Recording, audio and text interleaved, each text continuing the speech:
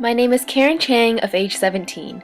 The story starts on April 25th, 1996, San Jose, California, in a hospital called Alexandria's. From the womb, I started as a quiet child, little to cry about, nothing to smile about. That first day of preschool, a very scary time, crying and screaming, "Daddy, don't leave me." But Daddy was out the door and I embarked on a brand new journey, where I had to make friends, where I had to work hard, listen to the teacher, and pay attention. As a child, I was very shy and quiet and only talked when talked to. I followed the rules and considered myself a very good girl. But every kid needs a partner in crime. Mine? A girl named Sunny. Our friendship was as happy as her name until one day I did something bad. I took out a tricycle when the teacher said not to. Even though Sunny was my friend, she told on me. My punishment? A timeout. A child's black hole, and I was absolutely devastated. Wasn't she my friend? Wasn't she supposed to be there for me? But during those 10 minutes, I realized she did the right thing. Breaking one rule didn't make me a criminal.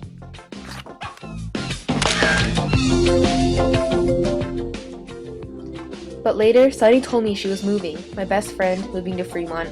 At the time, I didn't care. My naive mind didn't realize I would never see my first best friend again.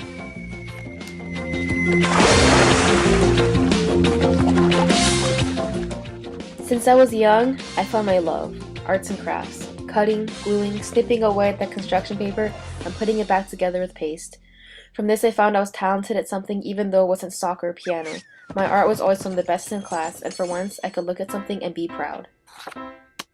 Over the summer of first grade, my parents called me and my brother into the kitchen. Apparently, we were moving.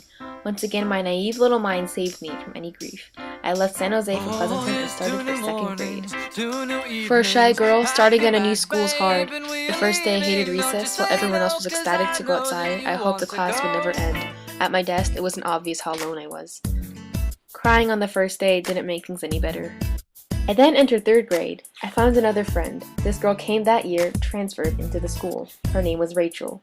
For once I felt good about myself. I wasn't a new kid. I wasn't alone. Rachel and I became friends quickly, and I realized I had a best friend. But things changed quickly. I was inferior again. She started insulting me, taking things away from me, pressuring me into doing things I didn't want to do. Somehow, my best friend became my biggest enemy, and I hadn't realized. She made me conform. She said how I acted wasn't right. She molded me, shaped me like clay, and made me feel horrible. At that time, I was at my all-time low. My mom found out about this. She was horrified. Her little girl was treated this way, but she gave me the confidence to tell Rachel to stop. My mom told me I was an amazing girl, and amazing girls aren't treated this way. Rachel threatened me before that if I wasn't her friend, no one would want to be my friend. But of course, Rachel was wrong. It may sound over-dramatic, but once I left her, I felt that I could breathe again.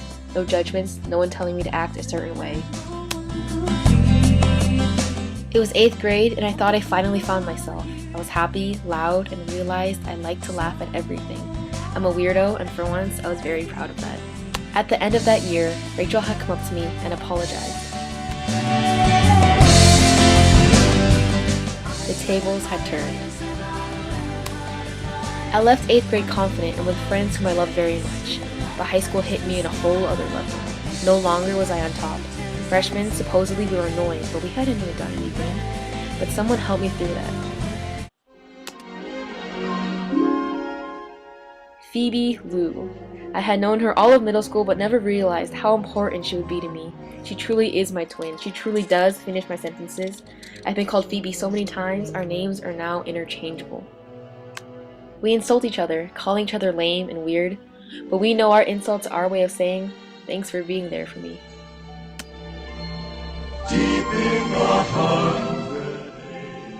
By the end of freshman year, I was confident, happy that I could find my true best friend to trek through life with. What brought us together was tennis. Tennis became a passion for me. The sensation I got when I aced someone was amazing, and I wanted to win.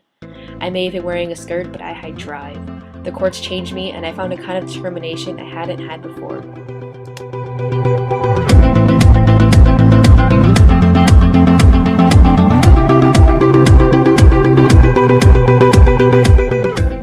After freshman year, I was finally a sophomore, no longer the bottom of the food chain. That year, I saw a guy that caught my eye.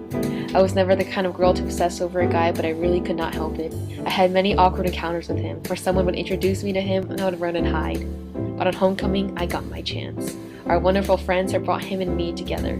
That night he asked me to hang out, and a few weeks after, that guy I had obsessed over and embarrassingly daydreamed about became my boyfriend.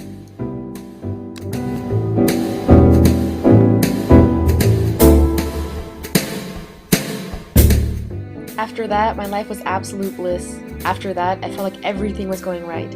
But after that, junior year arrives. That first semester, I felt like dying. With tennis and APs, I never got to sleep. People thought I was a nice and sweet person, but I felt myself becoming upset all the time. With the help of my brother and friends, I realized I was pushing myself too hard. I was turning to someone I'm not, and I needed to relax. Second semester, I made more time for sleep. Realized there's a limit to how far you can challenge yourselves. Now we're here on that last day of school. With that is graduation, and my brother, my truest, bestest friend in the universe, is leaving me.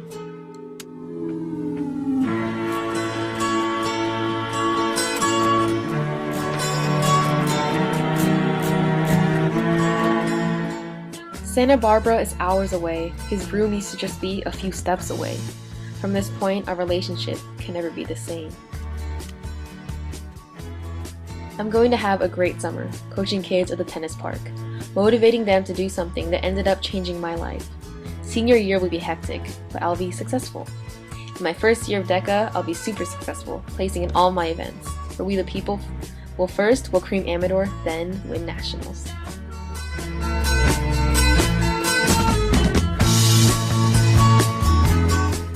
As for college, I hope to go to Boston, a whole new world for a girl who's lived in a suburb all her life. I'll get a business degree and find a job as a successful businesswoman. By then I'll be ready for marriage and devote myself to whoever I fall in love with. Fingers crossed for a boy and a girl. I want the privilege of being a stay-at-home mom. Both my parents worked, and as a kid, I wish I could have seen them more.